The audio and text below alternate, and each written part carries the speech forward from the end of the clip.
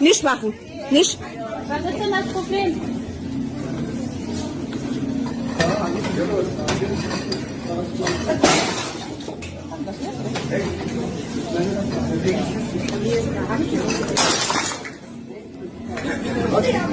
Excuse me? Excuse me? Sorry? Yeah, I can smell that. Do you mind eating that somewhere else? I'm fasting. That's not my concern. Yeah, but I'm fasting though. So why are you out? What do you mean why am I out? If you're fasting, you should be indoors. Yeah, but I'm eating my lunch and you come and disturb me. What for? Yeah, but I can smell it. So what? It's food. Of course you're gonna smell it. Yeah, but can you not just wait until you like get off the bus? Don't tell me what to do. You're fasting, stay indoors and don't come and bother nobody on the bus. No, but I'm just saying. I'm eating my lunch. Yeah, but what's your problem? Because you're right next to me and I can But smell. go downstairs. Yeah, do you think you should have manners and not eat inside the Go bus? downstairs and leave me alone. It's my lunch. Yeah, but like I said, I'm fasting and I can smell it. That's your business. Stay indoors. What do you mean stay indoors? I need to When go out I and see this fast, stuff. I don't go out. Stay Okay. indoors, read your Bible, Okay. and keep quiet. Well, first of all, I don't read the Bible. Second, do you know how I feel? You know I haven't eaten since 5 a.m. Go home, break your fast early. No, don't you dare say something Break like your that. fast early. What do you mean break my fast early? And you're still eating. The thing is, it smells. The stuff. It's lovely. Yeah, I'm sure it is, but it's... You want some? You want some? Are you being serious? Yes, I'm happy to share. After what I've just told I'm you. happy to share some with you because you're clearly hungry. Look at this kuffar. Everybody's on Ramadan. I know, I actually feel bad for eating. And this I'm guy's going to have to put this away, ain't I? got stuff in his face. Munch up. I'm This going to guy have to stop. he just sat here stuff in his face.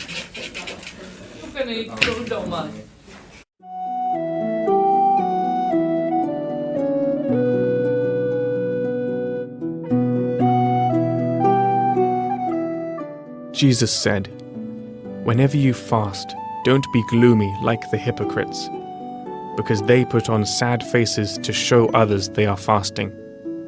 I tell all of you with certainty, they have their full reward. But when you fast, put oil on your head and wash your face, so that your fasting will not be noticed by others, but by your Father who is in the hidden place. And your Father who watches from the hidden place will reward you."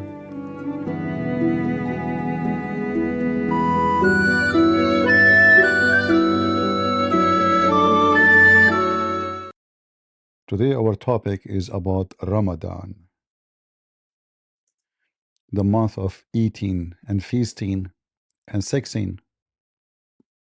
You know what you hear about Muslims in Ramadan, simply they do short time, they go pray in the street, as Jesus says about the hypocrite who pray in the corners, and Jesus, he warned us not to be like them, right?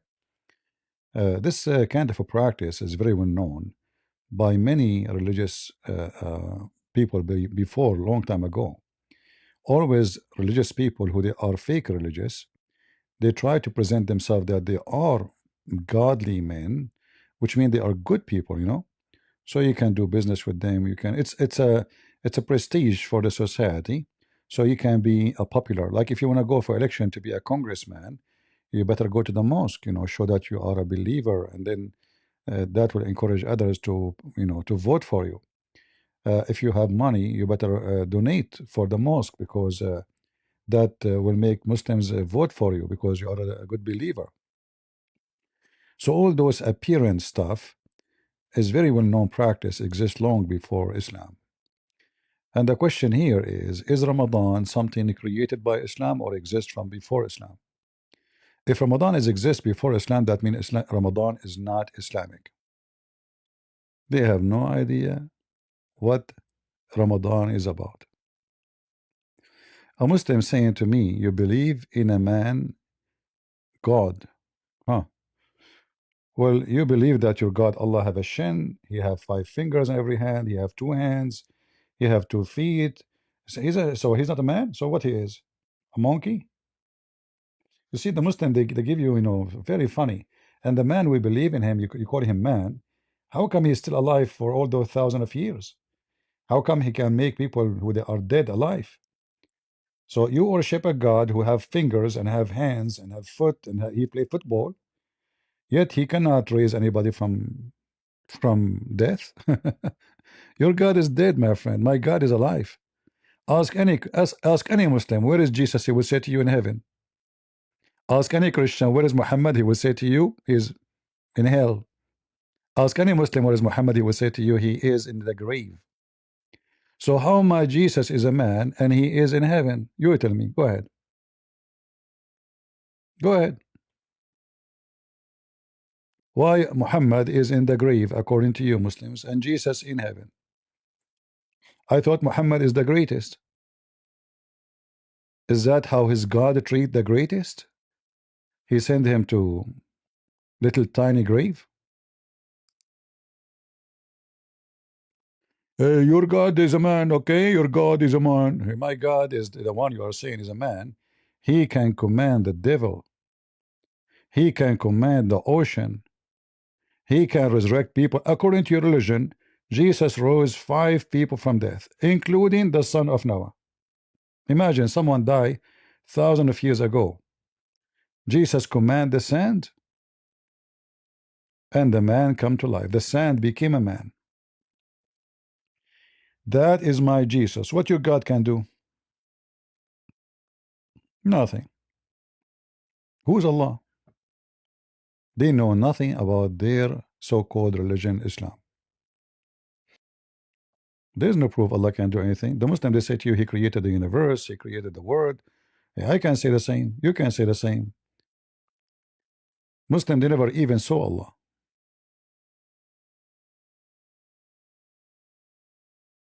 Muhammad never even spoke to Allah. So the Muslim, they give you speeches about Allah. They give you speeches about Ramadan.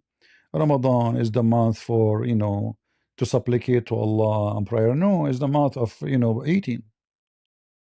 It's the month where price of food go crazy because you eat way more than normal. You don't get, you don't lose weight in Ramadan, you gain weight. And not to forget to mention that Ramadan is the month where crimes happened, heart attack, health problem. Ramadan bring all kind. If you practice Ramadan for real, don't be surprised if you have a heart attack.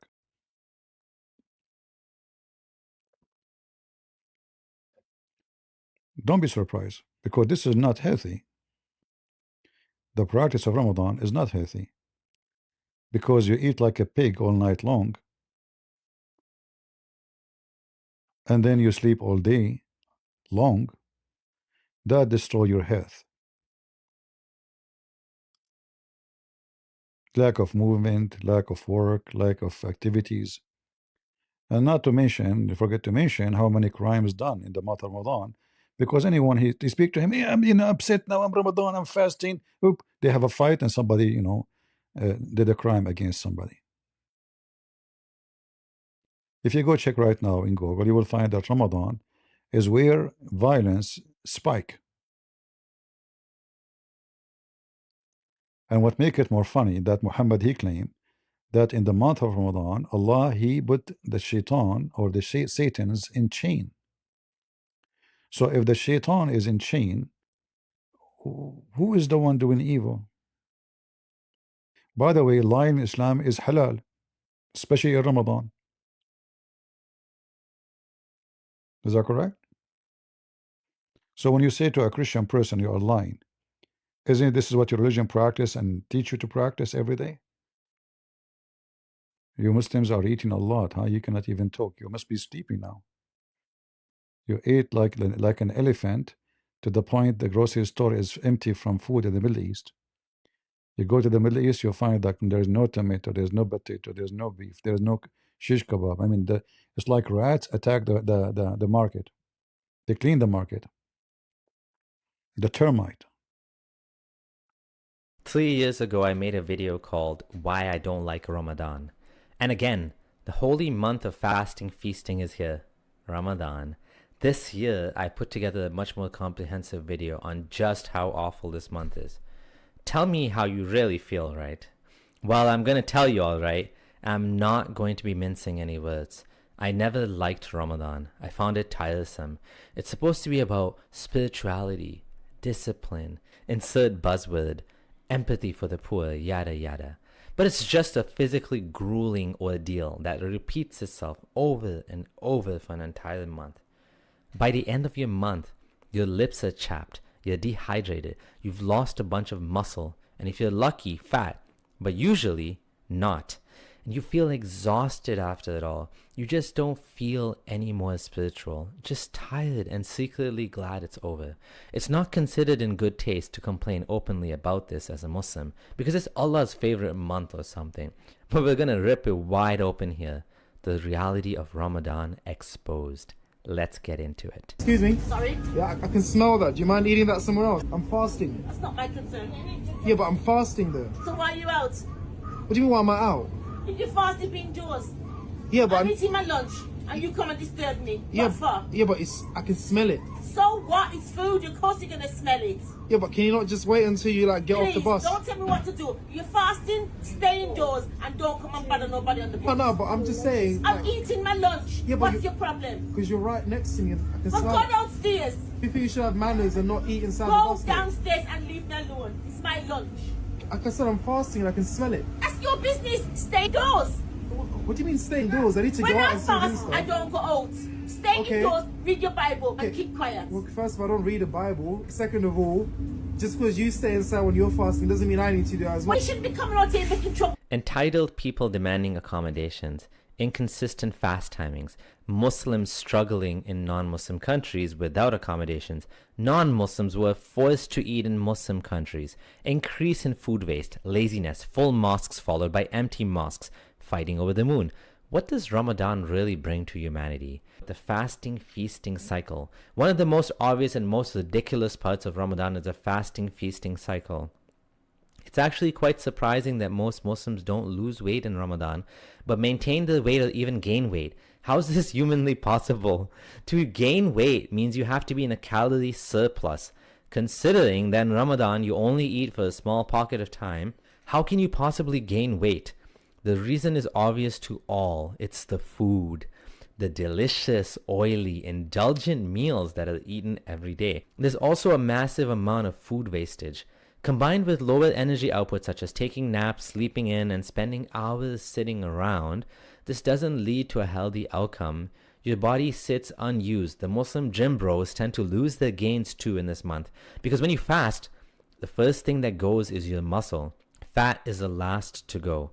Being an athlete in Ramadan is being in handicap mode. No water, hardly any calories, less sleep because of all the prayers and crap. That being said, I'm a big fan of intermittent fasting. And fasting in general with water is a good thing. But from a health perspective, Ramadan is no good. It puts your body in an awful situation of constant dehydration followed by these gluttonous meals. If you sleep in and miss suhoor or iftar, either the breakfast or dinner, you have to do a double continuous fast. This happened to me and many others I know. You somehow sleep through because you're so tired and you end up doing an extra long double fast. The moon sighting controversy. Every single year there's a problem with Ramadan, which is that nobody knows when it started. There are so many different opinions on what the right answer is. Is it when the moon is sighted in your locality, or in Saudi, the birthplace of Islam, or anywhere in the world? Even better, based on math for when the moon can theoretically be sighted? Who knows? It's all opinion. And sometimes you'll have a single family where one's fasting and the other one's celebrating Eid. It happened in our family several times. This doesn't usually happen in Muslim countries though, because the government announces what day Ramadan starts and everyone just follows that.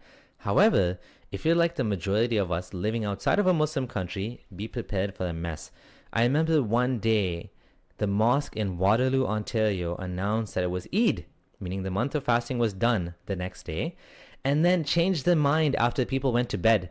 The Hilal committee, for some reason, there was some confusion about whether the moon was sighted or not sighted. They decided it was not sighted after they decided it was sighted.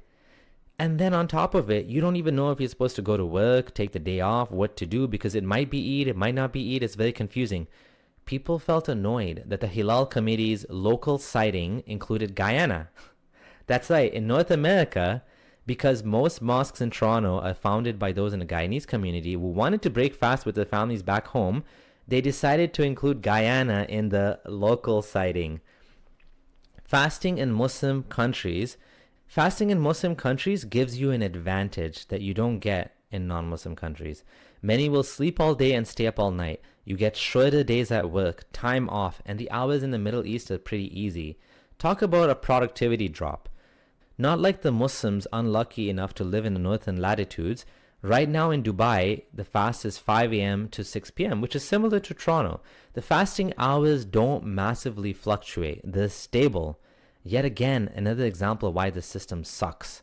If you're one of the millions not lucky enough to live in a Muslim country, you have to live Ramadan in hard mode, especially in summer. Yet in both cases, human productivity goes down for not just one day, but an entire month.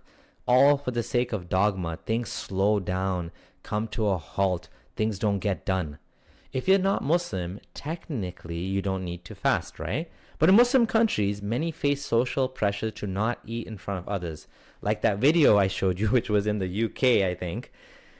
People still feel like entitled. Muslims feel entitled. Restaurants and shops are closed or have to install curtains for non-Muslims. If you want to eat in a workplace, you'd have to go and do it discreetly or be punished for offending the religion or even blasphemy. So much for freedom of religion, right? Next, we're going to show some damning statistics about how violence and crime increase in Ramadan. Peace or fighting? Studies show that in Ramadan, there's an increase in domestic violence. Irritability from fasting is increased. When I was in Egypt for a few months, I saw people sometimes breaking out in fist fighting. There was a lot of yelling. In fact, in an article from the New Arab, it says, while more Muslims seek domestic violence support in Ramadan, many can't bear to act. More Muslims are seeking domestic violence support during Ramadan. Hopefully you are not fasting and you are free from these chains of Islam.